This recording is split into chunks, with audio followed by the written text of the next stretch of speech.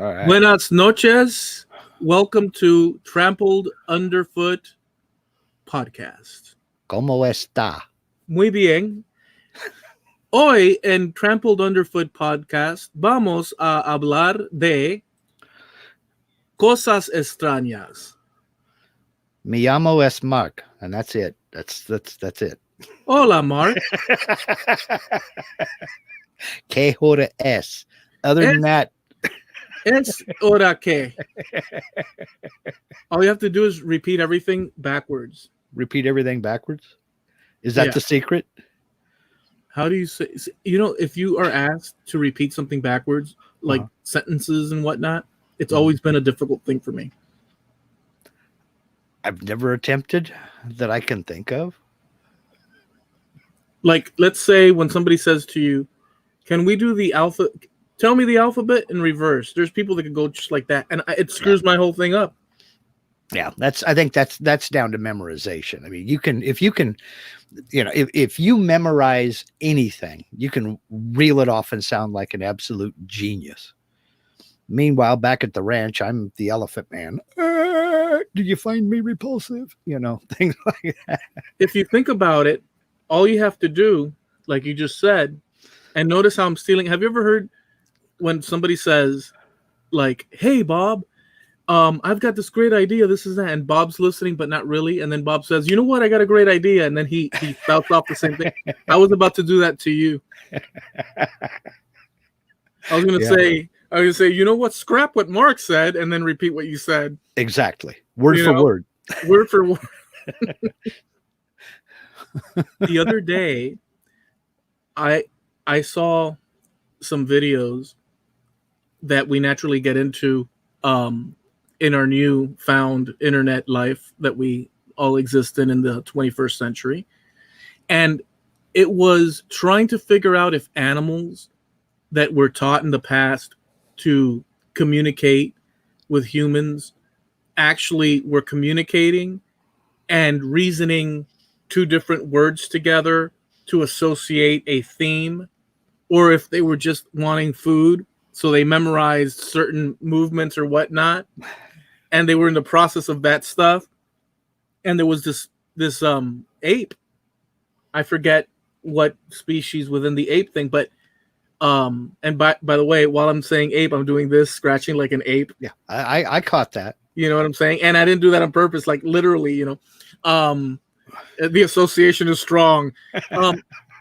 And so the thing is that they argued that no, these creatures can learn certain things and stuff, but it's because the outcome is, but the association of different abstractions is not within their realm. So the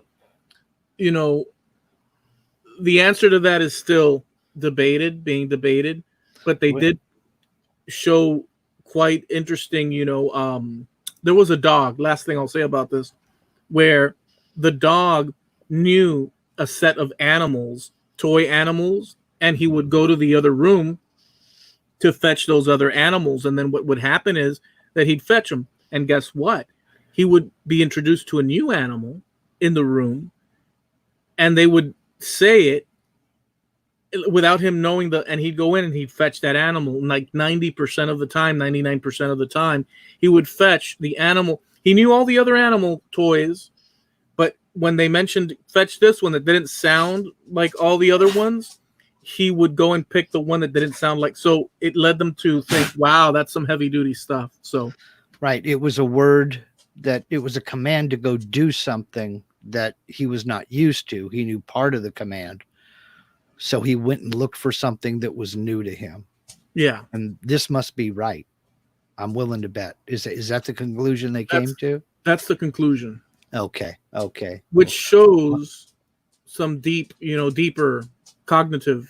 But I don't know. There's got to be some deeper cognitive function within animals like that. And I'll give you, and this is just anecdotal. There's absolutely zero scientific about this.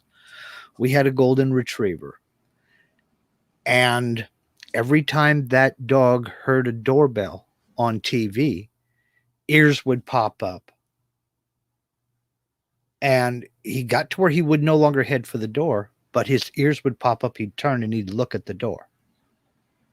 The funny thing about that is, the whole time we had him, we never once lived in a house that had a doorbell. So we don't know where he got that from. That's interesting. You know? So it was kind of a case of, is there something ingrained in dogs to where they know to either head for the door, look for the door? Is that something that has happened over? It has to be fairly recent, because I mean, how long has there been doorbells? Maybe he lived in a plush manor before his life with you guys. Well, probably half of the animals that Linda and I have owned together have had better pedigrees than either one of us. So, I mean, there is some possibility there. Maybe they lived in some plush, mansion in Kentucky, with a staff. Well, did he ever walk with his tail slightly pointed up and his butt, lifted up in the air? No, he was a folks dog. He wasn't highfalutin. He was a folks dog. Did he walk around like his stuff didn't stink? Tell us the truth about him. He did not. He knew it stunk and he was proud of it. He named him. So, but then again, they're talking about higher cognitive function in animals. I'm sure you've heard about like Coco, the gorilla. That's the one that and part a couple of other. Yeah. Now, I don't know, the jury's out. I've heard some debate about it, but supposedly they taught Coco, and I'll be honest, I got to claim ignorance here. I don't know if Coco's still living or not, but they taught Coco American Sign Language, simple signs, and she could ask questions and answer questions, but it also gave some insight to the mind, because it was kind of intelligent but dumb at the same time. Mm-hmm. For instance, like one day while they were doing something, I don't even remember what they were doing, she tied one of her trainer's shoelaces together right there in front of him, and he watched her do it. Then she signed for him to chase her.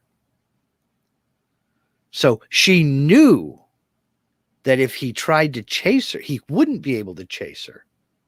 She was intelligent enough to know that, but she wasn't intelligent enough to realize that he watched her do that, so he knew what was going to happen.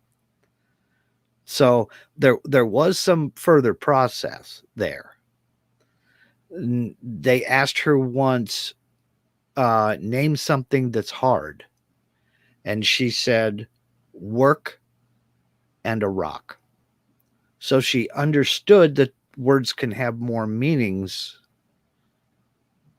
but it was kind of at a basic level. Yeah. I thought that was fascinating. Now, there's still some debate as to whether some of this was hyped up and that she wasn't as advanced as folks as her trainers claimed she was. But I don't know. The whole thing is fascinating to me. I mean, the whole thing about talking birds. Birds are mimicking noises that they've heard. There is no real reason for a parrot in nature to mimic another animal. And they don't tend to do that in nature. But if you take a parrot, put it in someone's house, it gets used to certain things and hears it over and over and over again. It'll start repeating it.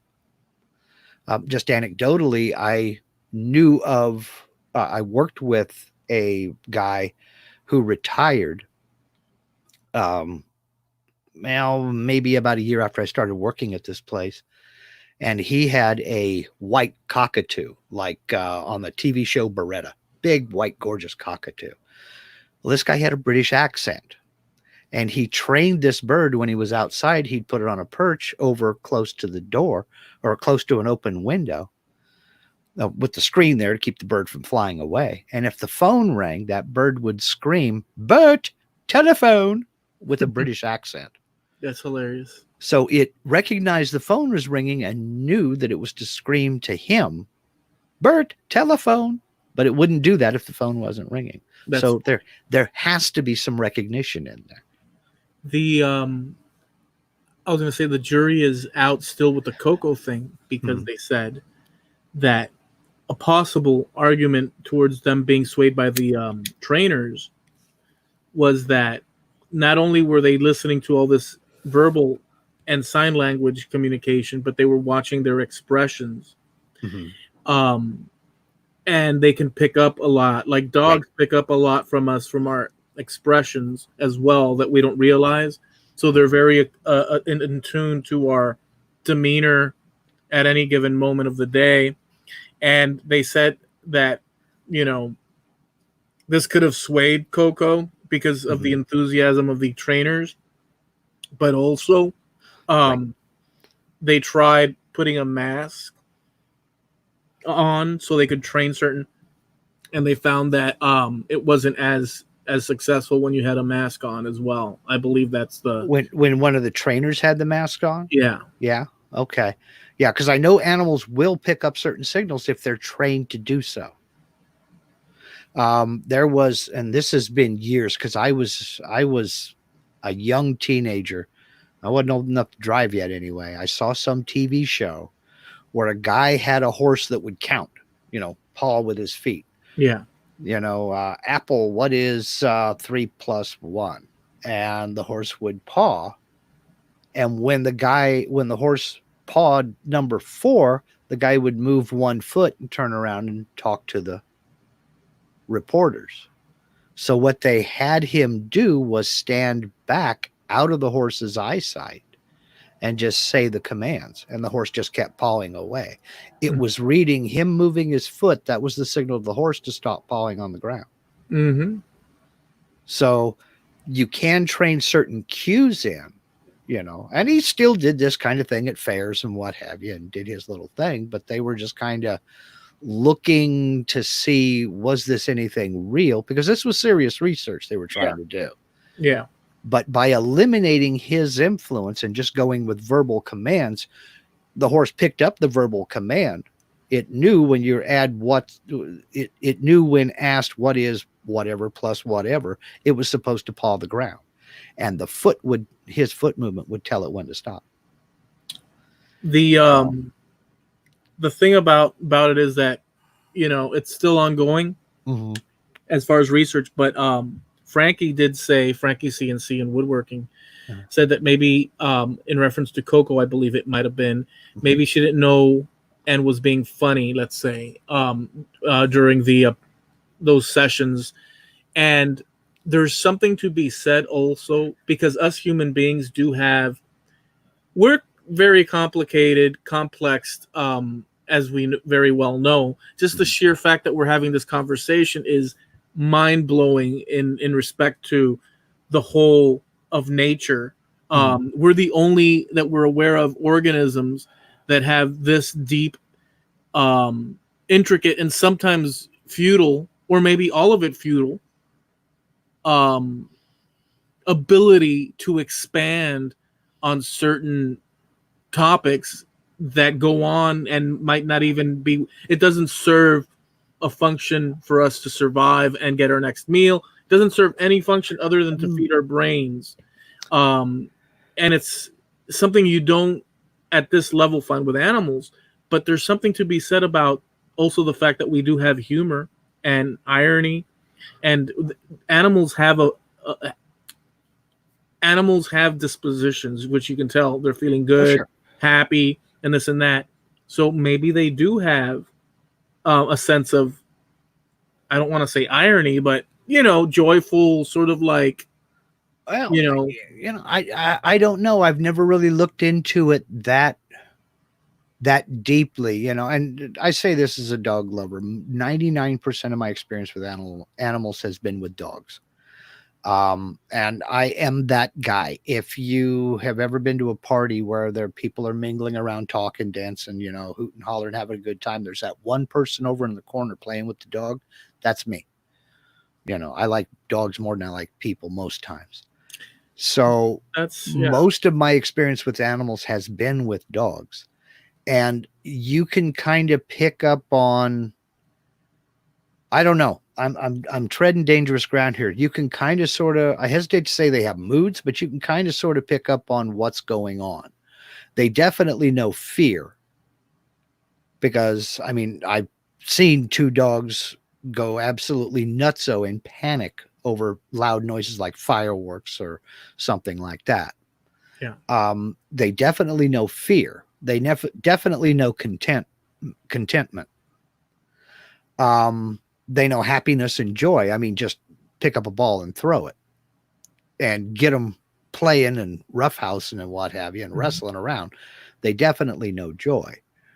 But anything beyond that, I tend to think we, as the people with our pets, tend to project more onto our animals than they're capable of actually presenting, or maybe even comprehending. And that's something to do with us. I mean, you're absolutely right. We have not only a consciousness, but we have the ability to recognize that fact and express it and communicate in meaningful or just banal ways with one another. I will disagree with you on, when you said you don't think that there was any real use for it in nature as far as getting our next meal or what have you. I think it is, in that the ability to communicate, because we were, back in the day when we were prehistoric, we were basically pack animals, for lack of a better term, and the ability to communicate and send signals to one another to maybe surround this bison so you could take it down and feed the family for this week. Yeah, So I agree with that. What I meant was expanding on abstractions that don't pertain to anything. True. It's beyond survival. Yes. It's more like feeding the conscious. So right. It's undefinable what we are in many ways, because it's outside of the spectrum of sustaining ourselves. Right. There's things we do that are, and that's kind of where I was going with that. Well, but that's, I think they're interconnected, because we no longer have to do that. We have freed up that part of our minds. We no longer, 99% of us no longer have to worry about going out with a team and trying to bring down a bison. So we have now the time that we can devote that energy to other pursuits. Yeah, for sure. We can take the time now to create music or art or what have you, or even just sit back and contemplate our belly buttons for an hour, So I know first world problems, but what the heck? Well, yeah, it's sort of like a first world problem thing. It's just a unique position that we have. I mean, and you can't really say, well, it could have been the seals as opposed to the humans, because there's also a bunch of obstacles in their way. But going back for a second to the dog thing, you did mention the sort of list, probably not non-exhaustive list, but roughly exhaustive of how far you believe that their range of like emotional variance. I'm going to add one more and see if you agree or disagree with it. And that would be, I'm going to wrongly use the word revenge, and it could be anger, or it could be because, and I'll give you an example. My dog, he knows that I tell him, let's go outside, and he pees outside and this and that. When I'm going to get to go out, I'll grab the keys, and that triggers him, and he runs outside, and he knows he has to stay in. I'm watching him to see if because those words, because see, I'm even aware. So he rushes out and waits outdoors and looks at me through the door outside, looking in, and then he'll see me like rustling around, because I know I can't catch him. If I go outside, I'm gonna have to run through the weeds and the bushes and this and that to get him, because he's gonna run. So he doesn't want me. Basically, what he's signaling to me is that he doesn't want me to leave, right? And so the way it's unfortunate, the way I trick him. It's, in theory, since, we're such, masters of our own destiny and control the earth, I could just signal him and he'd come in theory, but he doesn't do that. So what I end up doing is I get a little like yummy yum, and oops, I used the word that I must not. And he'll actually come in the door reluctantly. He walks in like pouting in, but you could tell that he wants the food more, that he wants to stay outside. So he's like scratching back up and getting in, and he finally grabs it, and then I close the door, grab the keys, and I leave. Well, here's the thing. He doesn't like me leaving. So when it's a situation like that he's like not down with the plan, when I get home, he will frickin' drop a urine spot on the corner just to let me know. I was about to say a bad word, just to let me know, hey, this is what you get. Attend to me, you son of a gun. And so I think there's a revenge type thing going on. He is playing you. He knows exactly 100% what's going on. He's getting a goodie out of it, and he gets to pee on the floor. He's playing you. Their dogs are smarter than we give them credit for. Now, then again, that may be projecting that onto, but how many years have you been doing that? Luring him back in the house with a goodie? Well, when I was more agile and skinnier, I used to chase him and grab him right in time and walk in. But now I find myself thinking I could chase after him, but that's going to expend some serious amount of energy on my part. So how long have you been doing that with the treats, though? It's been a while. It's been a few years at least. If it's been more than 3 times, he knows it's coming. Well, it doesn't always happen, but like I don't always follow that procedure, let's say. But the one thing that's a constant is that depending on his mood, he will drop that, he will pee and he knows I don't like that because that was of course. And he doesn't even like it when he pees outside. He'll lift his leg pee and there'll be like a little puddle forming, like if he goes up against like the concrete on a corner, and he'll move his little legs to avoid stepping on. So even he's aware that you don't want to play in the stuff. Yeah, but he's playing you. Now, my wife Linda is over in the chat right now, and she's reminding me that Sam, our Springer Spaniel, he would pout whenever we both took showers one after the other. If she went in and took a shower, things were cool. If I went in and took a shower right after she got out, I would come out of the bathroom and find the dog in the hallway with his back turned towards both of us, just sitting there, looking away from us, ignoring us, purposely turning his back to us, and just pout because he knew that meant we were going out. Oh, wow. We were leaving the house. If she took a shower, then I took a shower. If she took a shower and I didn't go get in the shower, he didn't think anything of it. But the minute I went in to take a shower, he started pouting because he knew we were leaving. Dude, that is so funny, dude. So in other words, that dual connection in their mind, and who knows, all they know is we can't even say all they know. I think that, when I said think, and I went with the think at the end, which was very pronounced when I just said that, it reminded me of Jamie Page. He doesn't say think, he says think. Yeah. And I just reminded me of Jamie Page, but whatever. Here's to Jamie Page. He's a British chap and friend of ours. And this is the second week in a row we brought him up on the podcast. He's gonna get a swelled head. I know, and he's glued to the tube, listening to us as we speak. Of course.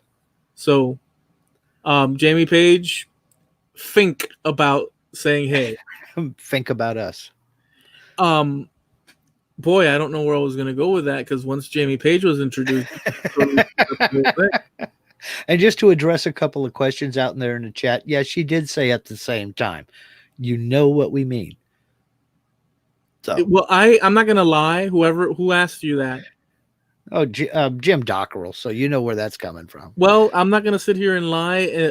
I was thinking there was a party going on in the Lindsay household because, frankly, you said at the same time. I'm thinking to myself, okay, so that your dog said no romance is what I was thinking. No, nothing like that. He didn't care. The He's off problem in is, his own little doggy world. One time he was sitting there in the middle of the living room one day and just kind of spacing like dogs do, just kind of looking off into the distance. And she kind of turned to me and she says, I wonder what he's thinking about. Or no, I wonder what's going through his mind right about now. And I looked over at him and I said, you know, that noise the TV makes when the cable goes out? That that's what's going through his mind. It's just total blank. There's nothing there. see, it very might well be so, and I don't know what to tell you. It very might look.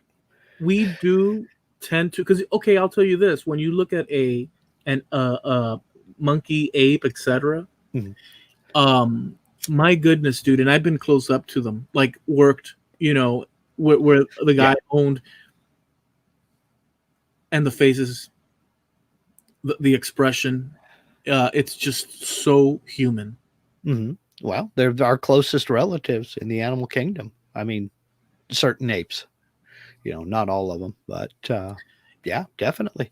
I want to address one thing also that you said, and that Jim Dockrell said, which is a very interesting thing that I happen to partake in with you guys as far as my attitude towards it, which to me it has some level of disturbing sort of it's disturbing because it shouldn't be, and that's the fact that when dogs, we tend to like animals, we're disarmed with animals and tend to like them. So if I watch a movie, mm-hmm. I can see a bloodbath, occurring, but if somebody lays one finger on a dog, I'm with you. I am freaking pissed. Even if it's a fake movie, I can't I'm with deal you. with it. There's something within me that starts to boil, Mm-hmm. and I'm talking about epically boiling, like ready to do some, Damage. I'm with you, because to me it's attacking the defenseless. Yeah. Now, don't get me wrong, certain dogs, I won't even say breeds of dogs, certain dogs can defend themselves quite well, as a matter of fact. But on the other hand, anything like that, I'm right there with you. I'm telling you, dude, it's an incredible thing. So I'm with you guys on that as well, but it shouldn't, in my mind, ethically, all creature. I feel that we are kind of the caretakers of this world, simply We're supposed to be. I believe we're supposed to be. We're the only creature that has an awareness as to what we're doing, and the fact that what we do here and now can have effect years down the road, or effect on people or critters around us, Yes, and exactly that. So that's exactly perfectly aligned with how I feel about it. And I also am in agreement, and I'm curious as to everybody else's feelings on the matter. If they could toss it out on the chat. But I'm also curious, since Frankie and everybody, but I'm curious to see what Jim Dockrell, since he had mentioned this as well. But I think that we're kind of in agreement for the most part. It's just the defenseless. But here's another issue too. To me, it's also bullying in general. Oh yeah. But so even with humans, but at the end of the day, my core internal reaction towards defending a dog, even a cat, like I can't see, but I'm saying, to me, there's something about dogs that go beyond. I don't know what to tell you. It goes beyond everything. I feel like, I'm what? with you. But same with all other animals, but still. Yeah, I'm with you. Generally speaking, there are exceptions to this rule. Animals will only lash out in defense of themselves their young, especially their territory, their property, their mates. It's defense. There are very few animals that will go on the offense. I mean, even a shark that attacks thinks it's feeding. They don't perceive somebody on a surfboard as a threat. They perceive it as something tasty. And, ooh, this one's crunchy. Mm-hmm.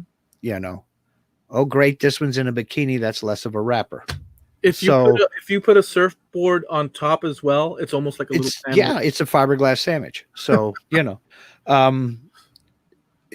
very, very few animals will attack just out of pure meanness, spite. It's for food or out of defense. Humans are not that way. They will attack. Some humans will attack just for the sake of attacking or for perceived pleasure. Mm-hmm. And that, that's a subject for another day with more qualified people than me for certain. But I don't know, man. I'm just, like I said, I like dogs more than I like most people. And having worked in retail, been in customer service and working with the public, I can say that with certainty. I prefer dogs to people. Yeah, it's in most cases. And it shouldn't be in theory, our first alliance. But see, that doesn't go carte blanche without any attached rules to it, because abuse is abuse, and Katie also mentioned children and animals, and basically the defenseless. That's a key thing, dude. Exactly. I mean, exactly. They have a limited defense. I mean, even the most vicious dog has a limited defense, and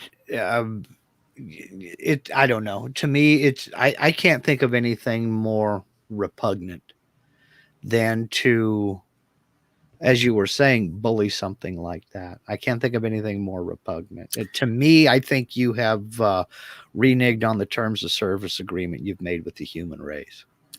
Now, I agreed. Now, here's another thing. There was also a little experiment done, which is quite interesting, because what happened was they were going to test. They took like 5 dog owners, and like you should have seen, they interviewed all the people. First lady they interviewed, she's like, "This is my poochie woochie mapoochie, and I love it, and and all that good stuff." And the dog's like loving it and stuff, with a tongue set, And they interviewed another one. Yeah, this is my dog here, and everything.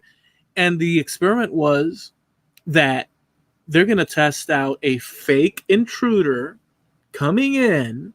She'll leave the door. They will leave the door open and let that intruder come and act, attacking the owner while they're sitting on the couch. They did the same for each owner, sitting on their respective couches, and and the dogs be there with them in the house and see how the dogs react. Brave people. Well, I would have thought so too, but lo and behold, there was like this big sort of Labrador.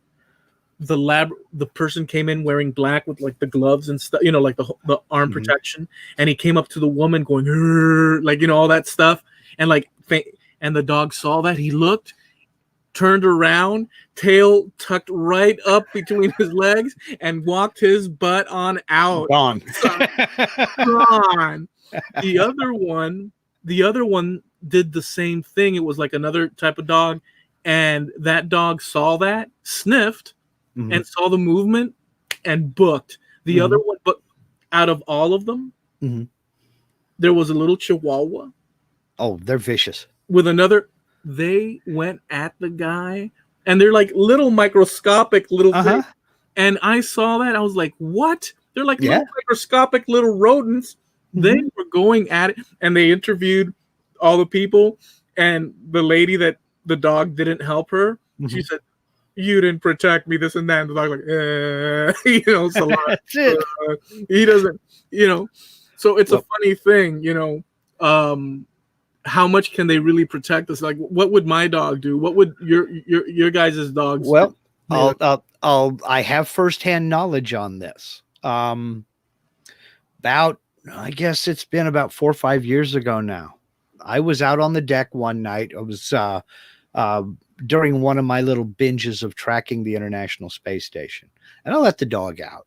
And usually I have the front porch light on if I'm outside. Well, since I was tracking the International Space Station, waiting for it to come by, I hadn't turned the porch light on. So I went outside. The porch light was on. The dog went off to the end of the deck, ran down and went out in the backyard. And I thought, oh, porch light on. I shut off the porch light, went down the other stairs to the deck, and I'm standing out at one end of the yard. And I'm up there looking at the sky.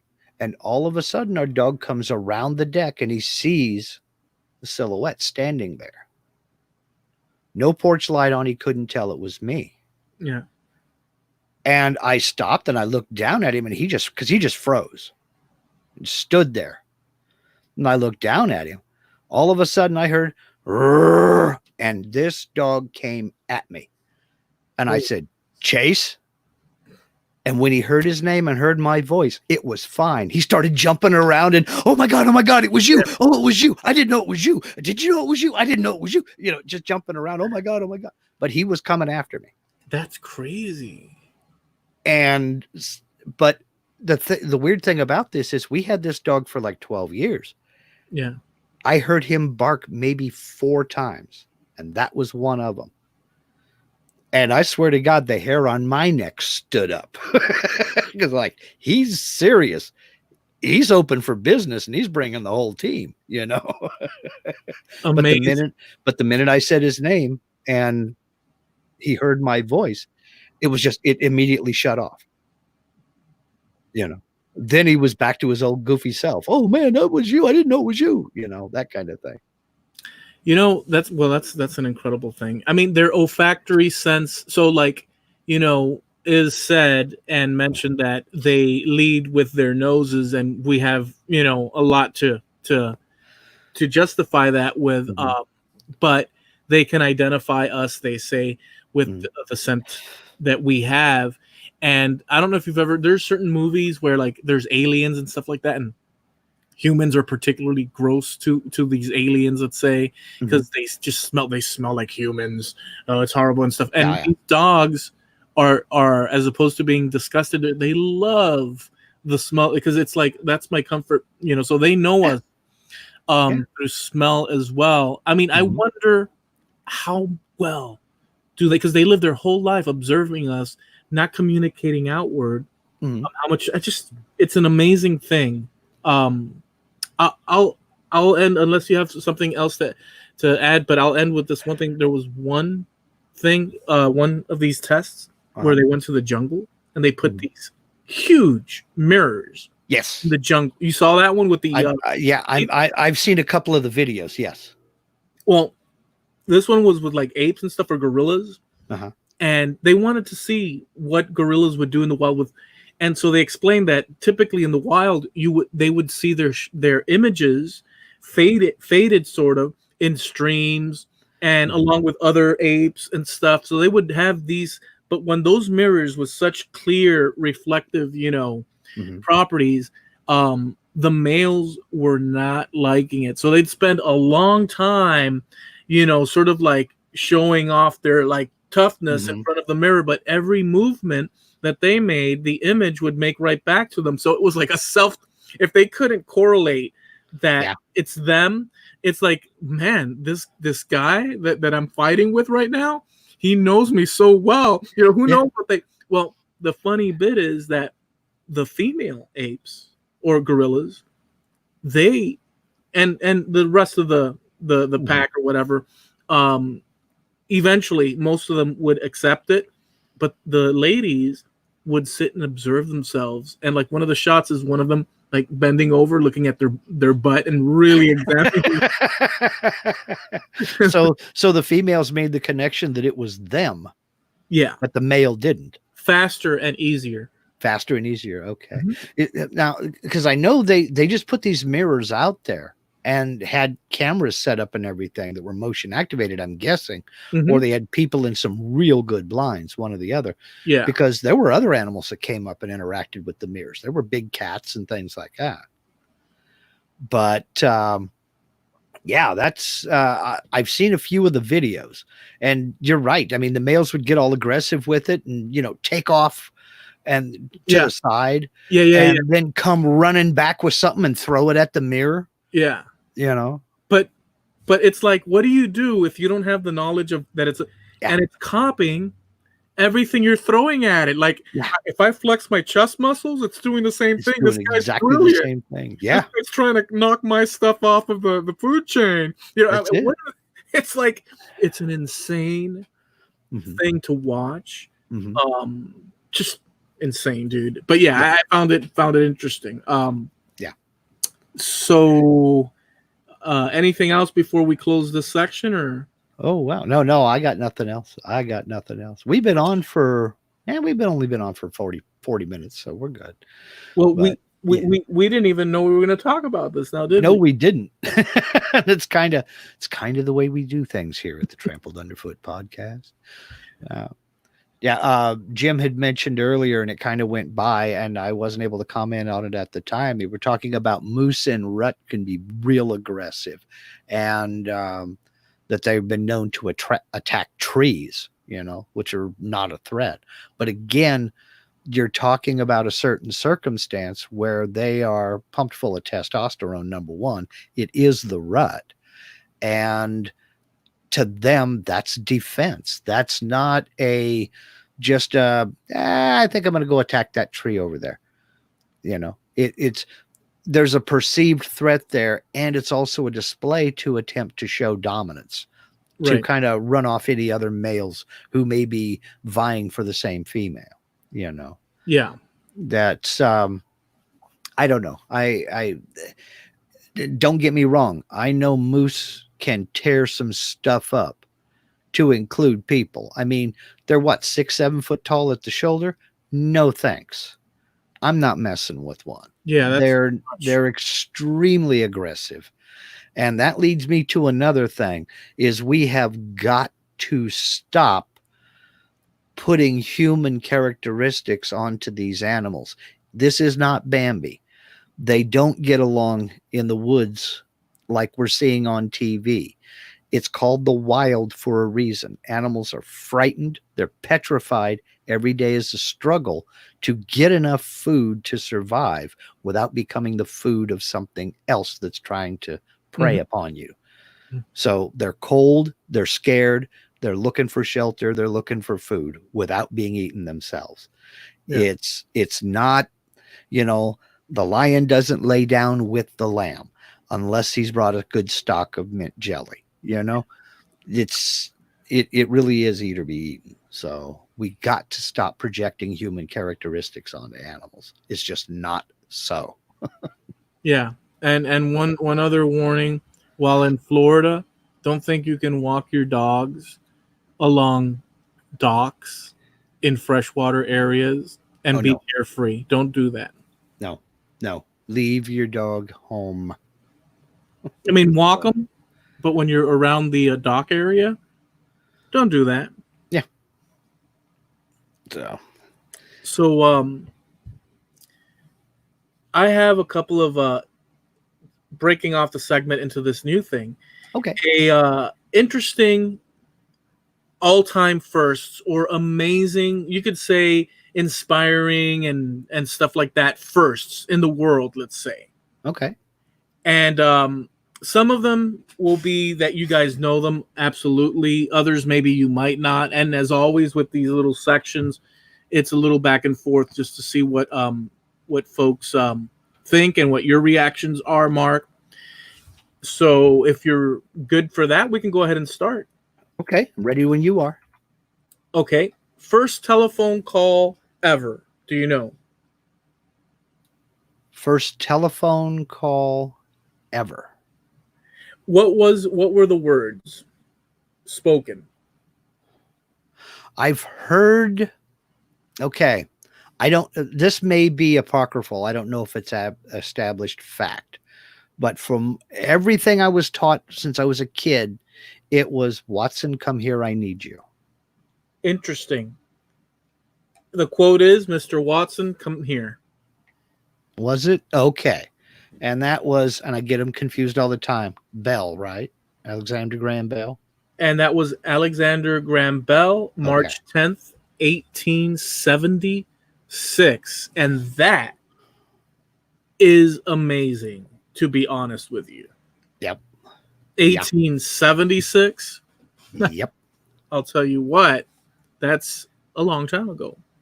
Yep. How many years? What, 100 and or almost 200 years ago? Well, when was that? 18 when? 1876. 1876. That was 144 years ago. 144 years ago. Always have a calculator handy. If you think about it, within the last 144 years, we've gone from no, they had telegraphs. Yeah. They had telegraph, but the number of stations was extremely limited still. Well, So we've expanded to quite an accelerated pace of, instant human. communication. Yeah. So that one's an interesting one. And you knew that one. That's awesome. I didn't know that one. I might have heard it, but it didn't. I didn't know when it was, but I had heard that it was Alexander Graham Bell, and it was to his assistant. Evidently, he'd knocked something over or what have you, and he needed help real quick. And I from what I get, I was taught it was Watson, come here, I need you, or something like that. Okay, so here's this one. Okay. Can you tell me when the first cell phone call? Can you roughly tell me when the first cell phone call was ever made? Ooh. Okay, it was long before we had them, when they were available to the general public. Although I do know in the 1960s and 70s, you could get a cellular phone put in your car, but it was outrageously expensive. They weren't small enough to where you can carry it on your person. But they could be put into a car.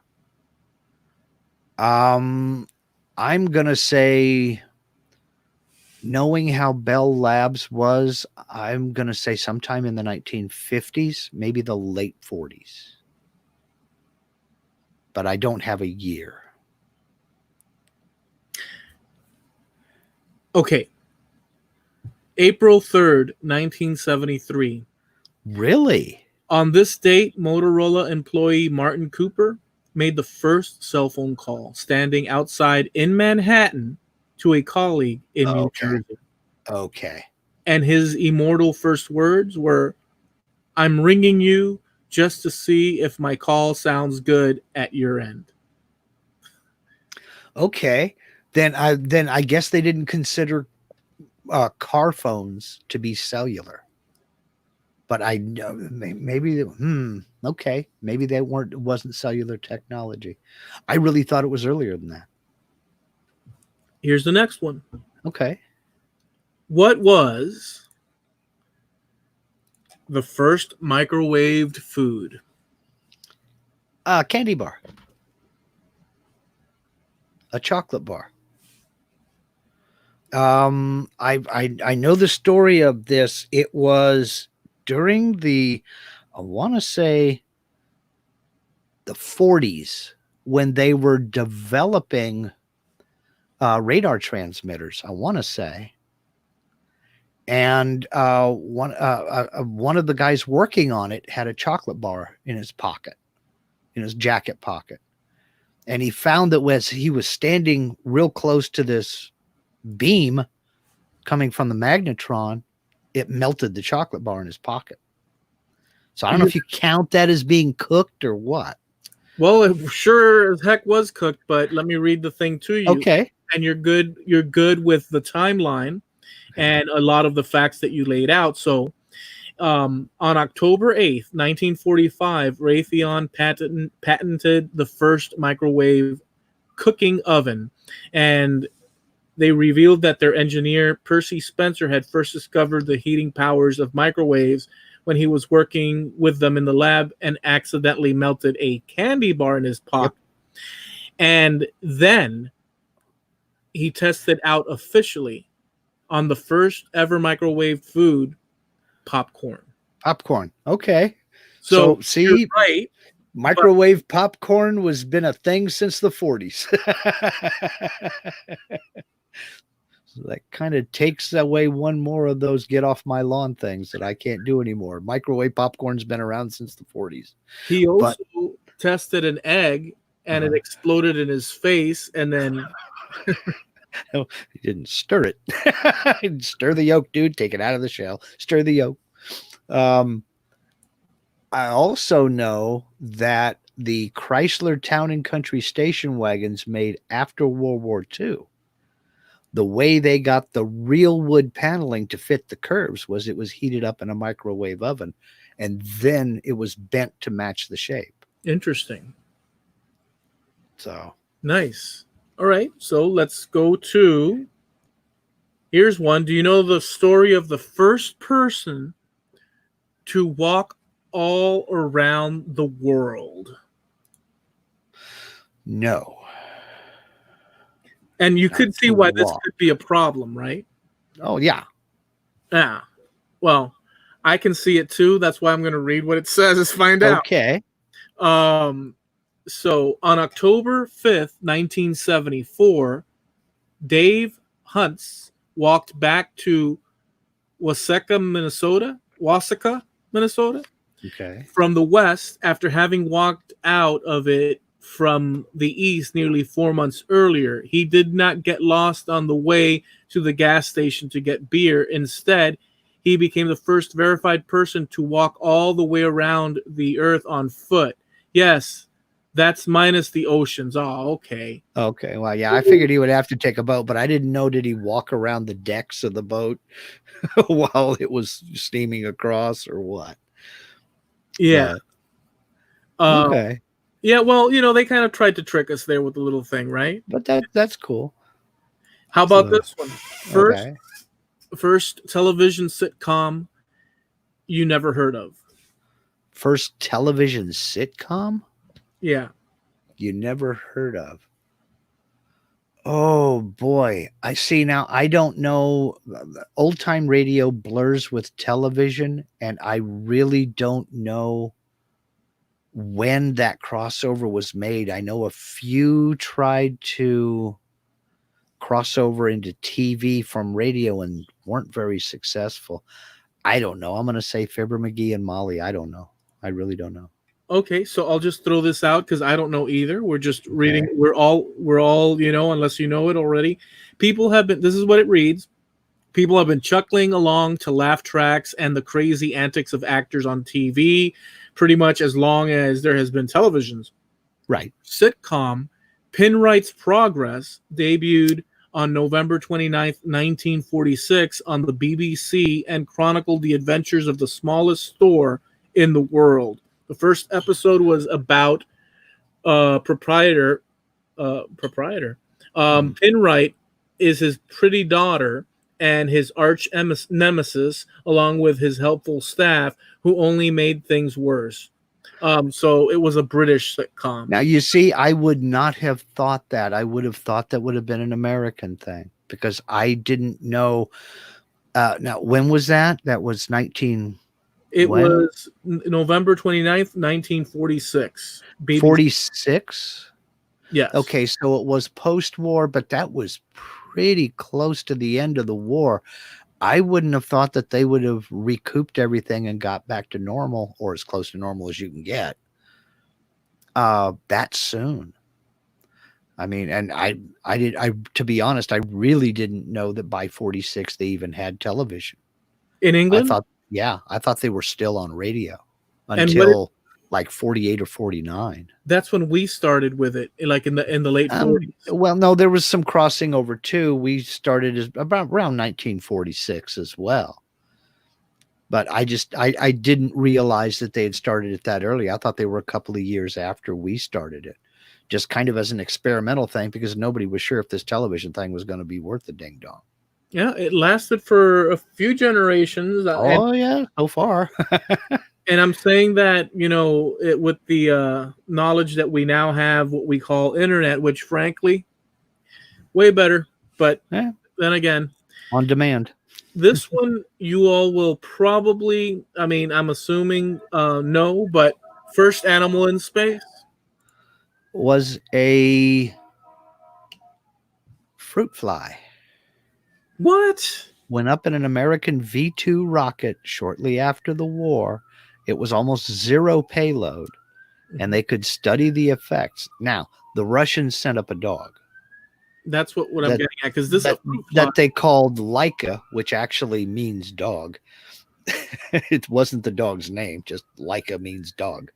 Right. So, but an American V-2 rocket went up carrying a bunch of fruit flies in it because it was basically zero payload, and came back down, and they studied the fruit flies and everything else to see if there was any damage to them.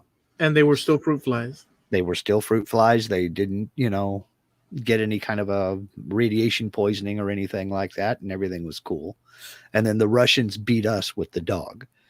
Yeah. And then I think they sent up a monkey too before we did. It's unfortunate because Sputnik 2 was not engineered for re-entry. Yep. That breaks my heart. Whatever. Me too. I just, to me, it's like, yeah. So let's continue here. First pedestrian hit and killed by a car. Oh my gosh, I have forgotten this. I used to know this, and I forgot it. I really don't remember. I used to know this.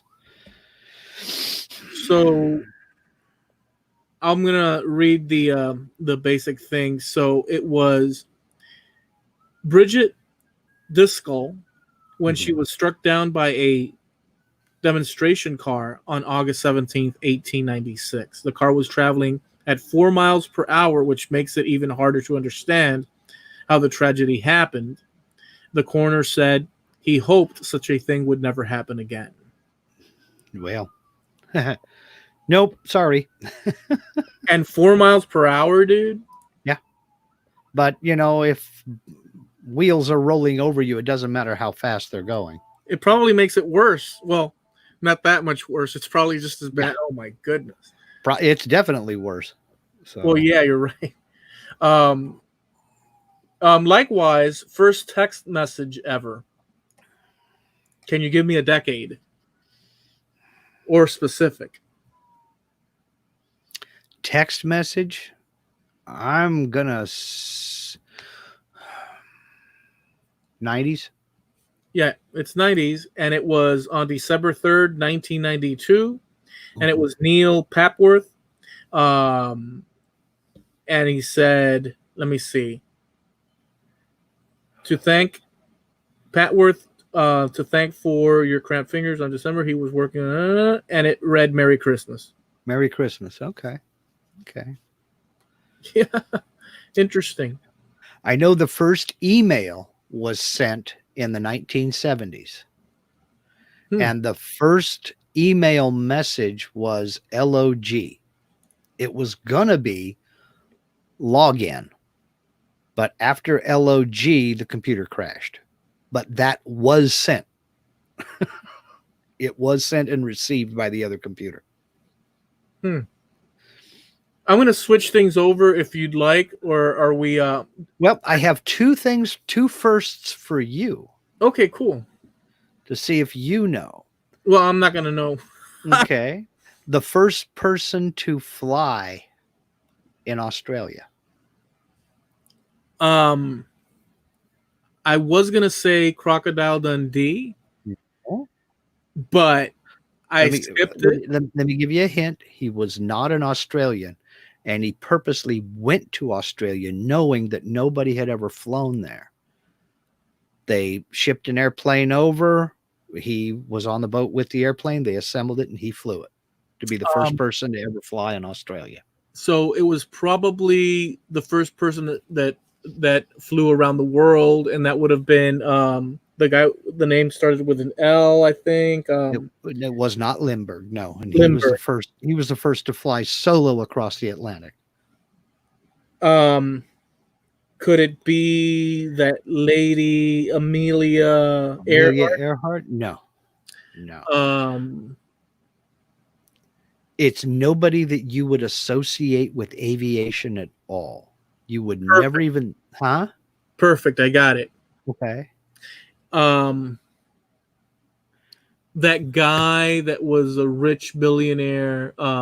When you hear the name, you would never think about aircraft at all. Well, you know who I'm thinking about? I'm thinking about that guy that the guy that got all germophobic as his life Oh, progressed. Howard Hughes? Yeah, Howard Hughes. I was thinking. Nope. I'll Um, just and then and I would say John Travolta because he's got an airfield, but that's too brand new. nope. And Brand new. Yep. Well, I'll just go ahead and throw it out there. well, one more thing. Okay. When we say fly, Uh-huh. do we mean airplane or do we mean Airplane. balloons? Okay. He got into an airplane. They assembled the airplane and he took off and flew it. Okay. Harry Houdini, Oh wow, the that's escape cool. artist.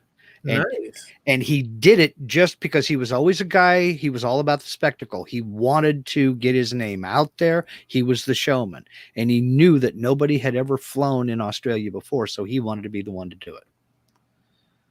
That is so cool. Yeah. You know what's cool about that kind of stuff? And I'll just say this: and you had another one, right? Yes, I did have one. Okay, so just before that bit, I just want to say that what's cool about this is that, and it's a funny thing, but I'll just throw this out there. When you go back in history and you read all these old newspapers and this and that, and you see all these people, stunts like that, I mean, these people were pioneers in the concept of they're recorded forever in these periodicals and papers and whatnot. And the more extravagant the thing that they did, the more it's prominently displayed. And it's just such an. Anyways, I just was pointing out an obvious thing that just struck me. Go ahead. Well, then the last one that I have, the first, and this is again not somebody you would ever associate with aviation. You do not hear this name and think aircraft. Okay. The first person to fly around the world in a helicopter, completely circumnavigate the globe in a helicopter. I didn't even know that was possible. It was this will kind of help to date it. It was in a Bell 206 Long Ranger 2.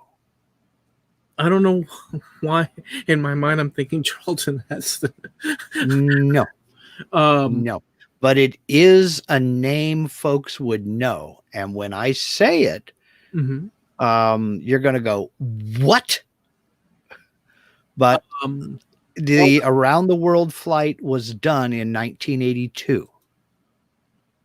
So it was 1982 when they flew around the world, and he had a co-pilot named Jay Coburn, who nobody has ever heard of.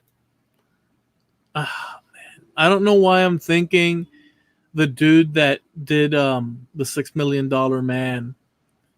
It just seems like something he'd do. Lee Majors? Lee Majors. Man, that guy was cool. That guy was cool. I'll throw you another hint. He was not an actor.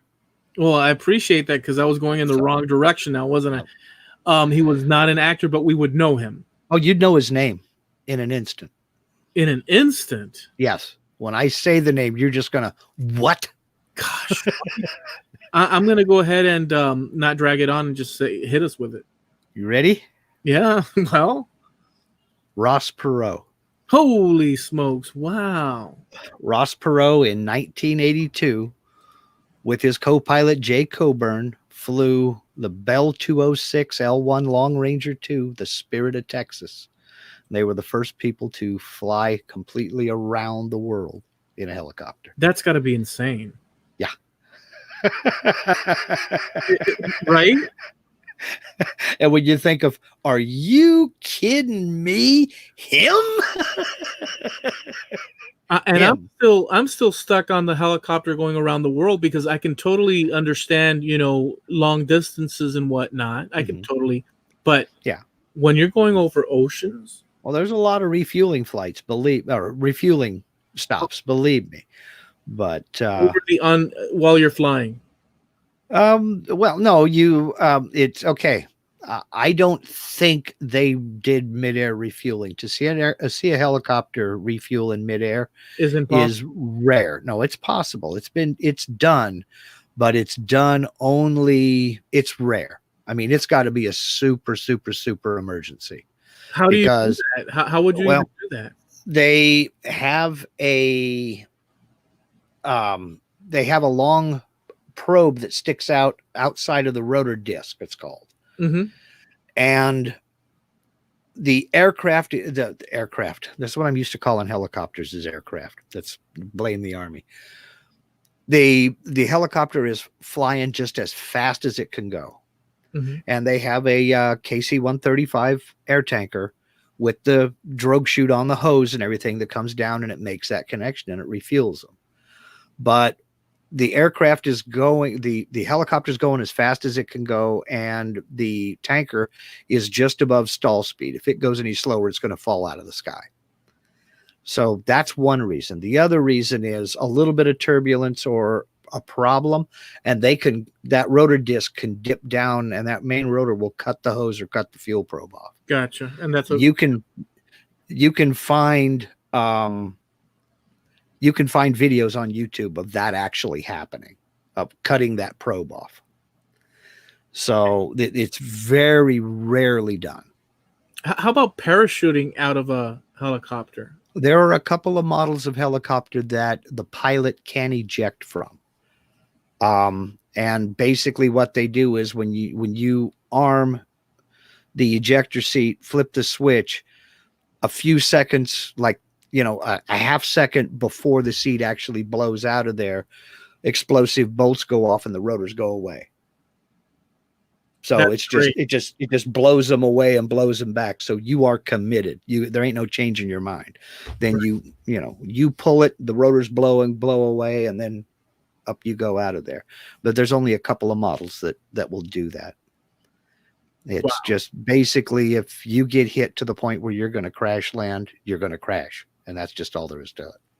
With a helicopter. With a helicopter. Now, the helicopters do have the ability to do something they call auto rotate, which is, as long as the rotors are still spinning, even if your engine dies, and pilots practice this constantly, just the momentum and the movement of the helicopter coming in, you can glide to a certain point, and then when you get a certain distance from the ground, you can put enough pitch in those blades to where it's just like it's brakes. It just kind of flares out and you can sit down.